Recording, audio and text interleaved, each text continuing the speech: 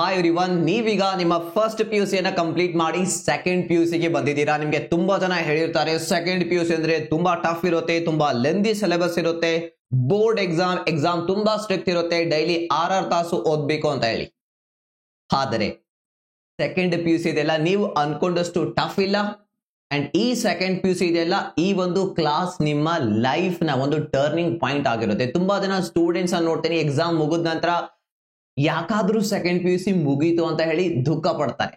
ಅಷ್ಟು ಮೆಮೊರೀಸ್ ಗಳನ್ನ ಈ ಒಂದು ಇಯರ್ ನಲ್ಲಿ ನೀವು ಕ್ರಿಯೇಟ್ ಮಾಡ್ತೀರಾ. ಅಟ್ ದ ಸೇಮ್ ಟೈಮ್ ಒಳ್ಳೆ ಸ್ಕೋರ್ ಮಾಡ್ತೀರಾ. ಅಂಡ್ ಈ ಇಯರ್ ಇದೆ ಅಲ್ಲ, ಈ 12th second P U C ಇದು ನಮ್ಮ ಲೈಫ್ ನ ಟರ್ನಿಂಗ್ ಪಾಯಿಂಟ್ ಆಗಿರ್ಲಿದೆ. ಸೊ ಆ ರೀತಿಯ ಜರ್ನಿ ಇದು ಆಗಿರ್ಲಿದೆ ನಮ್ಮ second P U C 12th class. So tension ತಗೋಬೇಡಿ. ಸೊ ಈ ವಿಡಿಯೋದಲ್ಲಿ ನಾನು ನಿಮಗೆ ಯಾವ ರೀತಿ second P U C 95 score ಮಾಡಬೇಕು ಅದನ್ನ ತಿಳಿಸ್ತಾ ಹೋಗ್ತೀನಿ. ಕೆಲವೊಂದು ವಿದ್ಯಾರ್ಥಿಗಳು ಮಾಡುವಂತಹ ಮಿಸ್ಟೇಕ್ಸ್ ಗಳನ್ನ ಅವಾಯ್ಡ್ ಮಾಡಿಬಿಟ್ರೆ ಸಾಕು, ಈಸಿಲಿ ಸುಲಭವಾಗಿ ನೀವು second P U C 95 above score ಮಾಡಬಹುದು. ಸೊ ನಾನು ಯಾರು, ನನ್ನ ಹೆಸರು ನೋಡಿ ಮೊಹಮ್ಮದ್ ಹುಸೇನ್ ನಾಯ್ಕರ್ ಅಂತ ಹೇಳಿ. ನಾನು ಸೆಕೆಂಡ್ ಪಿ ಯು ಸಿ ವಿದ್ಯಾರ್ಥಿಗಳಿಗೆ ಗೈಡ್ ಮಾಡ್ತೀನಿ. ಅಂಡ್ ಎಸ್ಪೆಷಲಿ ಬಂದು ಎಕನಾಮಿಕ್ಸ್ ಅಂಡ್ ಇಂಗ್ಲಿಷ್ ಸಬ್ಜೆಕ್ಟ್ ಗಳ ಮೇಲೆ ನಾನು ಹೆಚ್ಚು ವಿಡಿಯೋಸ್ ಗಳನ್ನ ಮಾಡ್ತೀನಿ. ತುಂಬಾ ಜನ ವಿದ್ಯಾರ್ಥಿಗಳಿಗೆ ಹೆಲ್ಪ್ ಮಾಡಿದ್ದೀನಿ. ಸೊ ತುಂಬಾ ಜನ ವಿದ್ಯಾರ್ಥಿಗಳು ಈ ಒಂದು ಯೂಟ್ಯೂಬ್ ಚಾನಲ್ ಇಂದ ಕ್ಲಾಸಸ್, ಫ್ರೀ ಕ್ಲಾಸಸ್ ನೋಡಿ 90 ಅಬೌವ್ ಸ್ಕೋರ್ ಮಾಡಿದ್ದಾರೆ. ಸೊ ನೆಕ್ಸ್ಟ್ ಈಗ ನಿಮ್ಮ ಟರ್ನ್. ಅಂಡ್ ಇಲ್ಲಿ ಒಂದ್ಸಲ ನನಗೆ ಕಾಮೆಂಟ್ ನಲ್ಲಿ ಬರೆದು ತಿಳಿಸಿ, second P U C will be the best class of my life. ಯಾಕೆಂದ್ರೆ ತುಂಬಾ ಜನ ವಿದ್ಯಾರ್ಥಿಗಳು ಈ ಕ್ಲಾಸ್ ಅಲ್ಲಿ ತಮ್ಮ ಲೈಫ್ ಅನ್ನ ಚೇಂಜ್ ಮಾಡ್ಕೊಳ್ತಾರೆ. ಇದು ಈ ಕ್ಲಾಸ್ ನಿಮ್ಮ ಲೈಫ್ ನ ಒಂದು ಟರ್ನಿಂಗ್ ಪಾಯಿಂಟ್ ಆಗಿರ್ಲಿದೆ. ಇಲ್ಲಿ ಯಾವ ರೀತಿ ಪರ್ಫಾರ್ಮ್ ಮಾಡ್ತೀರಾ ಅದು ಡಿಸೈಡ್ ಆಗುತ್ತೆ ನೀವು ಫ್ಯೂಚರ್ ನಲ್ಲಿ ಯಾವ ರೀತಿ ಆಯ್ಕೆಗಳನ್ನ ಮಾಡ್ತೀರಾ, ಯಾವ ರೀತಿ ಕರಿಯರ್ ಆಪ್ಷನ್ಸ್ ಅನ್ನ ಸೆಲೆಕ್ಟ್ ಮಾಡ್ತೀರಾ ಅನ್ನೋದು. ಸೊ ಹಾಗಾಗಿ ಒಂದ್ಸಲ ಟೈಪ್ ಮಾಡಿ, second P U C will be the best class of my life. So ಬನ್ನಿ ಹಾಗಾದ್ರೆ ಸ್ಟಾರ್ಟ್ ಮಾಡೋಣ. ಇಲ್ಲಿ ನೀವು ನೋಡಬಹುದು ಕೆಲವೊಂದು ವಿದ್ಯಾರ್ಥಿಗಳ screen shot, result screen shot ನಾನು ಅಟ್ಯಾಚ್ ಮಾಡಿದ್ದೀನಿ. ಸೊ ಈ ವಿದ್ಯಾರ್ಥಿಗಳು ನಿಮ್ ತರಾನೇ ಇದ್ರು ಸ್ಟಾರ್ಟಿಂಗ್ ನಲ್ಲಿ. ಇವತ್ತು ಇವರು ಎಲ್ಲಾ ಸಬ್ಜೆಕ್ಟ್ ಅಲ್ಲಿ 100, 97, 98, 99 ಸ್ಕೋರ್ ಮಾಡಿದ್ದಾರೆ. ನಿಮ್ಮಂತಹ ವಿದ್ಯಾರ್ಥಿಗಳೇನೆ ತುಂಬಾ ಜನ ವಿದ್ಯಾರ್ಥಿಗಳು, ಬಸವರಾಜು ಕೂಡ 90 ಅಬೌವ್ ಸ್ಕೋರ್ ಮಾಡಿದ್ದಾರೆ. ಆಲ್ಮೋಸ್ಟ್ ಎಲ್ಲಾ ಸಬ್ಜೆಕ್ಟ್ಸ್ ಅಲ್ಲಿ 97, 98 ಮಾರ್ಕ್ಸ್. ಅದೇ ರೀತಿ ಮುತ್ತುರಾಜ್. ಯಾವ ರೀತಿ ಈ ವಿದ್ಯಾರ್ಥಿಗಳು ಇವರು ನಮ್ಮ ಚಾನಲ್ ಇಂದ ವಿಡಿಯೋಸ್ ಗಳನ್ನ ನೋಡಿ ಎಕನಾಮಿಕ್ಸ್ ಅಂಡ್ ಇಂಗ್ಲಿಷ್ ನಲ್ಲಿ ಒಳ್ಳೆ ಪರ್ಫಾರ್ಮೆನ್ಸ್ ಕೂಡ ಮಾಡಿದ್ದಾರೆ. ಸೊ ಯಾವ ರೀತಿ ನೀವು ಈ ಟಾಪರ್ಸ್ ತರ ಸ್ಟಡಿ ಮಾಡಿ 95% ಮಾಡಬಹುದು ಅದನ್ನ ನಿಮ್ಗೆ ತಿಳಿಸ್ತಾ ಹೋಗ್ತೀನಿ ವಿಡಿಯೋಲಿ. ವಿಡಿಯೋನ ಕೊನೆವರೆಗೆ ನೋಡಿ. ನಂಬರ್ 1 ಬಂದು ಮೈಂಡ್ ಸೆಟ್. ತುಂಬಾ ವಿದ್ಯಾರ್ಥಿಗಳಲ್ಲಿ ಪೊಟೆನ್ಷಿಯಲ್ ಇದೆ, ಬಟ್ ಅವರಲ್ಲಿ ಮೈಂಡ್ ಸೆಟ್ ಇಲ್ಲ. ಯಾಕಂದ್ರೆ 10th ನಲ್ಲಿ ನಂದು ಇಷ್ಟು ಮಾರ್ಕ್ಸ್ ಆಗಿತ್ತು, ಫಸ್ಟ್ ಪಿ ಯು ಸಿ ನಾನು 60% ಆಗಿತ್ತು, so second P U C ಒಂದು 70 ಆಗ್ಬಹುದು, 75 ಆಗ್ಬಹುದು, ಈ ರೀತಿ ಯೋಚನೆ ಮಾಡ್ತಾರೆ. ಸೊ ನೀವು ಮೆಂಟಲಿ ಬ್ಲಾಕ್ ಕ್ರಿಯೇಟ್ ಮಾಡ್ಬಿಟ್ರೆ 95% ಮಾಡುವಂತಹ ಚಾನ್ಸಸ್ ಇಲ್ಲ. ನೀವು 70 ಅನ್ಕೊಂಡು 95 ಮಾಡ್ಲಿಕ್ಕಾದ್ರೂ ಸಾಧ್ಯನೇ ಇಲ್ಲ. 100 ಅನ್ಕೊಂಡ್ರೆ 95 ಬರುತ್ತೆ. ಸೊ ನಿಮ್ಮ ಮೈಂಡ್ ಸೆಟ್ ಕ್ಲಿಯರ್ ಆಗಿ ಇಟ್ಕೊಳ್ಳಿ, ನಾನು ಈ ವರ್ಷ ಒಳ್ಳೆ ಪರ್ಸೆಂಟೇಜ್ ಮಾಡಬೇಕು. ಫಸ್ಟ್ ಪಿ ಯು ಸಿ ಅಲ್ಲಿ 10th ಅಲ್ಲಿ ನಿಮ್ದು ಏನ್ ಮಾರ್ಕ್ಸ್ ಬಂದಿತ್ತು ಅದು ಇಲ್ಲಿ ಮ್ಯಾಟರೇ ಆಗೋದಿಲ್ಲ. ಎಷ್ಟು ವಿದ್ಯಾರ್ಥಿಗಳನ್ನ ನೋಡಿದ್ದೀನಿ 50 ಇಂದ ಡೈರೆಕ್ಟ್ಲಿ 90 ಜಂಪ್ ಮಾಡಿದ್ದಾರೆ, 60 ಇಂದ 95 ಜಂಪ್ ಮಾಡಿರೋದನ್ನ ನೀವು ಕೂಡ ಮಾಡಬಹುದು. ಕೆಲವೊಂದು ಮಿಸ್ಟೇಕ್ಸ್ ಇವೆ, ಎಲ್ಲ ವಿದ್ಯಾರ್ಥಿಗಳು ಮಾಡುವಂತ ಕೆಲವೊಂದು ಕಾಮನ್ ಮಿಸ್ಟೇಕ್ಸ್. ಆ ಮಿಸ್ಟೇಕ್ಸ್ ಗಳನ್ನ ಅವಾಯ್ಡ್ ಮಾಡಿದರೆ ಸಾಕು, ಈಸಿಲಿ 95 ಅಬೌವ್ ಸ್ಕೋರ್ ನೀವು ಮಾಡಬಹುದು. ಅದರಲ್ಲಿ ನಂಬರ್ 1 ಬಂದು ಮೈಂಡ್ ಸೆಟ್. ನಿಮ್ದು ಮೈಂಡ್ ಸೆಟ್ ರೆಡಿ ಇಲ್ಲ ಅಂದ್ರೆ ಯಾರು ಕೂಡ ನಿಮ್ಗೆ 95 ಸ್ಕೋರ್ ಮಾಡ್ಲಿಕ್ಕೆ, ಬಟ್ ಟಾಪರ್ ಸ್ಟೂಡೆಂಟ್ ಆಗ್ಲಿಕ್ಕೆ ಹೆಲ್ಪ್ ಮಾಡ್ಲಿಕ್ಕೆ ಸಾಧ್ಯ ಇಲ್ಲ. So first mind set clear ಆಗಿ ಇಟ್ಕೊಳ್ಳಿ. ರಿಸಲ್ಟ್ ಪಾಸ್ ಅಲ್ಲಿ ಏನಾಗಿದೆ ಅದೆಲ್ಲ ಫರಕ್ ಬೀಳೋದಿಲ್ಲ. ಸೊ ಈ ವರ್ಷ ನಾನು ಏನ್ ಎಫರ್ಟ್ ಹಾಕ್ಲಿಕ್ಕೆ ಹೋಗ್ತಾ ಇದ್ದೀನಿ, ಯಾವ ಮೈಂಡ್ ಸೆಟ್ ನಿಂದ second P U C start ಮಾಡ್ತಾ ಇದ್ದೀನಿ ಅದು ಮ್ಯಾಟರ್ ಆಗುತ್ತೆ. And second thing very important, ಇವತ್ತೇ ಒಂದು ಪೀಸ್ ಆಫ್ ಪೇಪರ್ ತಗೊಳ್ಳಿ, ನಿಮ್ಮ ಗೋಲ್ ಅನ್ನ ದೊಡ್ಡ ಅಕ್ಷರಗಳಲ್ಲಿ ಬರೀರಿ, ಬಿಗ್ ಗೋಲ್ ಅನ್ನ ಬರೀರಿ. 95% ಮಾಡ್ಬೇಕಾ, 98 ಮಾಡ್ಬೇಕಾ, 97 ಮಾಡ್ಬೇಕಾ ಅದನ್ನ ಬರ್ಕೊಳ್ಳಿ. ಯಾಕಂದ್ರೆ ನಾವು ಟಾರ್ಗೆಟ್ ಸೆಟ್ ಮಾಡಿದಾಗ ಅದಕ್ಕೆ ತಕ್ಕಂತೆ ನಾವು ಹಾರ್ಡ್ ವರ್ಕ್ ಮಾಡ್ತೀವಿ, ರೈಟ್? ನೀವು 30% ಇಟ್ಕೊಂಡ್ರೆ ಅದಕ್ಕೆ ತಕ್ಕಂಗೆ ನಾವು ಹಾರ್ಡ್ ವರ್ಕ್ ಮಾಡ್ತೀವಿ. 80 ಇಟ್ಕೊಂಡ್ರೆ ಅದಕ್ಕೆ ತಕ್ಕಂತೆ, 95% ನ ಟಾರ್ಗೆಟ್ ಇಟ್ಕೊಂಡ್ರೆ ಅದಕ್ಕೆ ತಕ್ಕಂತೆನೆ ನಾವು ಹಾರ್ಡ್ ವರ್ಕ್ ಮಾಡ್ತೀವಿ, ಎಫರ್ಟ್ ಹಾಕ್ತೀವಿ, ಡಿಸಿಪ್ಲಿನ್ಡ್ ಆಗಿರ್ತೀವಿ. ಅಂದ್ರೆ ನಮ್ಮಲ್ಲಿ ಎಫರ್ಟ್ ಪೊಟೆನ್ಷಿಯಲ್ ಇದೆ, ಆ ಸಾಮರ್ಥ್ಯ ಇದೆ. ಜಸ್ಟ್ ನಾವು ಟಾರ್ಗೆಟ್ ಚಿಕ್ಕದನ್ನ ಸೆಟ್ ಮಾಡಿಬಿಟ್ರೆ ಆ ಪೊಟೆನ್ಷಿಯಲ್ ಹೊರಗಡೆ ಬರೋದಿಲ್ಲ. ಸೊ ಹಾಗಾಗಿ ಬಿಗ್ ಟಾರ್ಗೆಟ್ ಅನ್ನ ಸೆಟ್ ಮಾಡ್ಕೊಳ್ಳಿ, ಅದನ್ನ ಒಂದು ಪೇಪರ್ ನಲ್ಲಿ ಬರ್ಕೊಳ್ಳಿ. ನೀವು ಸ್ಟಡಿ ಮಾಡುವಂತಹ ಟೇಬಲ್ ನ ಮೂಲೆ ಅದನ್ನ ಸ್ಟಿಕ್ ಮಾಡ್ಕೊಳ್ಳಿ. ಎವ್ರಿ ಡೇ ಅದು ಕಾಣಿಸ್ಬೇಕು. Yes 95%, yes 92%, yes 93%. ಅದೆಷ್ಟೇ ಟಾರ್ಗೆಟ್ ಇರಲಿ ಅದನ್ನ ಬರ್ಕೊಳ್ಳಿ. ಸೊ ಈಗ ಬರೋಣ ವಿದ್ಯಾರ್ಥಿಗಳು ಮಾಡುವಂತಹ ಕೆಲವೊಂದು ಕಾಮನ್ ಮಿಸ್ಟೇಕ್ಸ್ ಗಳು. ಈ ಮಿಸ್ಟೇಕ್ಸ್ ಗಳನ್ನ ಅವಾಯ್ಡ್ ಮಾಡಿ ಸಾಕು. ಸೊ ನಂಬರ್ 1 ಬಂದು ಹೌ ಮೆನಿ ಅವರ್ಸ್, ಎಷ್ಟು ತಾಸು ಓದ್ಬೇಕು. ಸೊ ಇಲ್ಲಿ ವಿದ್ಯಾರ್ಥಿಗಳು ತುಂಬಾ ಕನ್ಫ್ಯೂಸ್ ಆಗ್ತಾರೆ. ಅಂಡ್ ನಾನು 2 ತಾಸು ಹೋಗ್ತೀನಿ 3 ತಾಸು ಹೋಗ್ತೀನಿ ಅಂತ ಹೇಳಿ ಈ ರೀತಿ ಓದ್ತಾರೆ. ನಾನು ಎಲ್ಲ ಆಲ್ಮೋಸ್ಟ್ ತುಂಬಾ ಟಾಪರ್ಸ್ ವಿದ್ಯಾರ್ಥಿಗಳಿಗೆ ಮಾತಾಡಿದ್ದೀನಿ, ಅವ್ರ ಜೊತೆ ಡಿಸ್ಕಷನ್ ಮಾಡಿದ್ದೀನಿ. ಸೊ ಅವ್ರ ಪ್ರಕಾರ ಜನರಲಿ ಎವರೇಜ್ ಬಂದು ಟಾಪರ್ ಸ್ಟಡಿ ಮಾಡೋದು 3 to 4 ಅವರ್ಸ್. ಇದರಲ್ಲಿ ಕೆಲವೊಬ್ರು 2 to 3 ಅವರ್ಸ್ ಕೂಡ ಸ್ಟಡಿ ಮಾಡಿ 95 ಸ್ಕೋರ್ ಮಾಡಿದ್ದಾರೆ. ಬಟ್ ನೀವೆಷ್ಟು ತಾಸು ಸ್ಟಡಿ ಮಾಡಬೇಕು? 2-3 ಅವರ್ಸೇ ಮಾಡ್ಬೇಕಾ? 3-4 ಅವರ್ಸೇ ಮಾಡ್ಬೇಕಾ? ನೋಡಿ, ಆ ರೀತಿ ನಾನು ಒಂದು ನಿಮಗೆ ಫಿಕ್ಸ್ ಟೈಮ್ ಕೊಡೋದಿಲ್ಲ. ಸೊ ಅದರಿಂದ ನೀವು ಮಿಸ್ಲೀಡ್ ಆಗ್ಬಹುದು, ಮೇ ಬಿ ನಿಮ್ಮ ಟಾರ್ಗೆಟ್ ಅಚೀವ್ ಆಗದೆ ಇರಬಹುದು. ಸೊ ಇಲ್ಲಿ ಟೈಮ್ ನ ಬದಲಾಗಿ ನೀವೇನ್ ಮಾಡಿ, ಟಾರ್ಗೆಟ್ ಇಟ್ಕೊಳ್ಳಿ.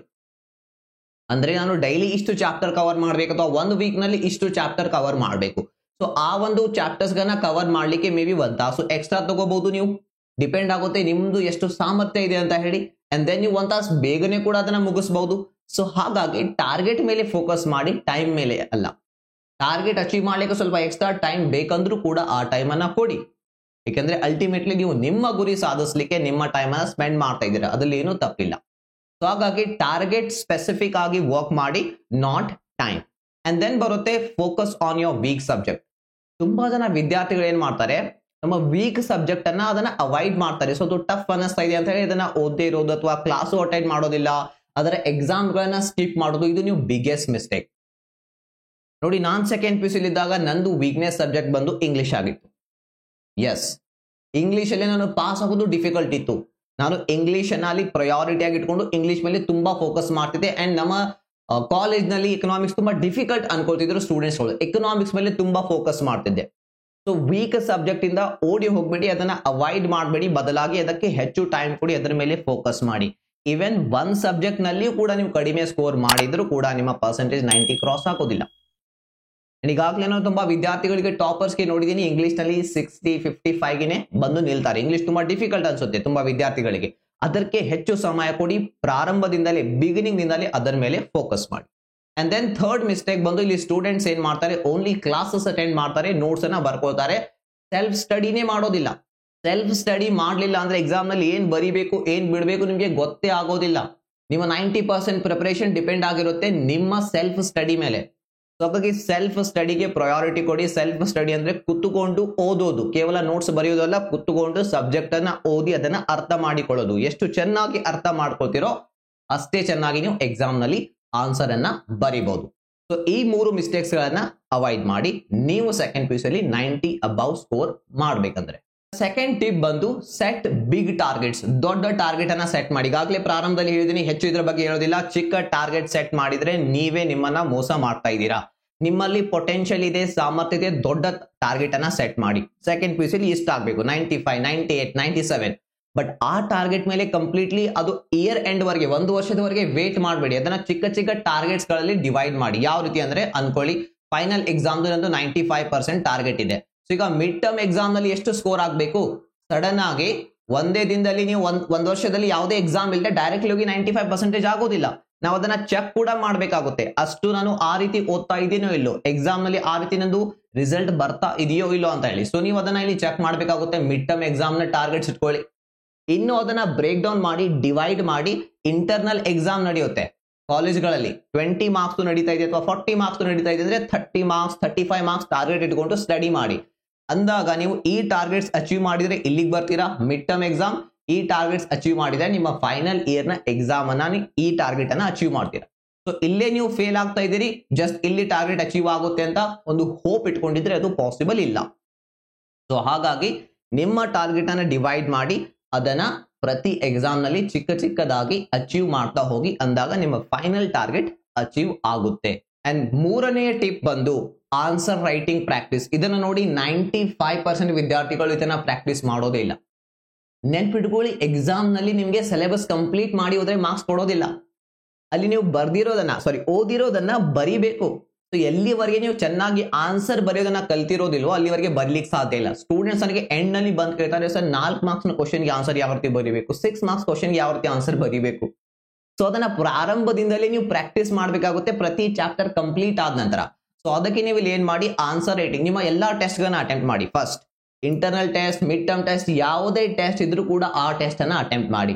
ಸೊ ಇಲ್ಲಿಗೆ ಸ್ಟಾಪ್ ಆಗಬೇಡಿ, ಇಲ್ಲಿಗೆ ಸ್ಟಾಪ್ ಆದ್ರೂ ಕೂಡ ಏನು ಇಂಪ್ರೂವ್ಮೆಂಟ್ ಆಗೋದಿಲ್ಲ. ದೆನ್ ಬರುತ್ತೆ ಏನಂದ್ರೆ ಇವ್ಯಾಲ್ಯುವೇಟ್ ಯುವರ್ ಆನ್ಸರ್.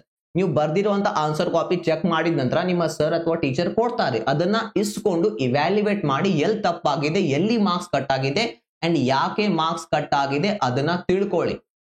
ಅದರಿಂದ ನೆಕ್ಸ್ಟ್ ಟೈಮ್ ಎಕ್ಸಾಮ್ ಬರೆಯುವಾಗ, ನೆಕ್ಸ್ಟ್ ಟೈಮ್ ಟೆಸ್ಟ್ ಬರೆಯುವಾಗ ನೀವೇನ್ ಮಾಡಬಹುದು, ಇಂಪ್ರೂವ್ ಮಾಡಬಹುದು, ಇನ್ನೂ ಚೆನ್ನಾಗಿ ಆನ್ಸರ್ ಬರೀಬಹುದು. ಇಂಪ್ರೂವ್ಮೆಂಟ್ ಆಗ್ಲಿಲ್ಲ ಅಂದ್ರೆ 10 ಸಲ ಟೆಸ್ಟ್ ಬರೆದ್ರು ಕೂಡ ಏನು ಪ್ರಯೋಜನ ಇಲ್ಲ. ಸೊ ಹಾಗಾಗಿ keep improving your answer writing skill. ಇದನ್ನ ಇಗ್ನೋರ್ ಮಾಡಬೇಡಿ. ಇದು ಒಂದ್ ದಿನದಲ್ಲಿ, ಒಂದ್ ತಿಂಗಳಲ್ಲಿ ಸ್ಕಿಲ್ ಬರೋದಿಲ್ಲ. ಇದನ್ನ ಗ್ರಾಜುವಲಿ ನೀವು ಟೆಸ್ಟ್ ಗಳನ್ನ ಅಟೆಂಪ್ಟ್ ಮಾಡ್ತಾ ಹೋದ್ರೆ ಇದನ್ನ ಕಲಿತಾ ಹೋಗ್ತೀರಾ.